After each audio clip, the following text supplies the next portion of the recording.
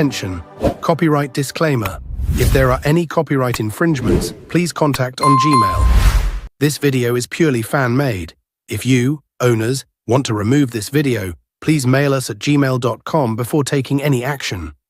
We will respectfully remove it. These songs do not belong to me. All copyrights belong to their rightful owners. I use them for entertainment purposes only. No copyright infringement is intended. All rights belong to the respective owners, and I do not claim any ownership of the content used in this video.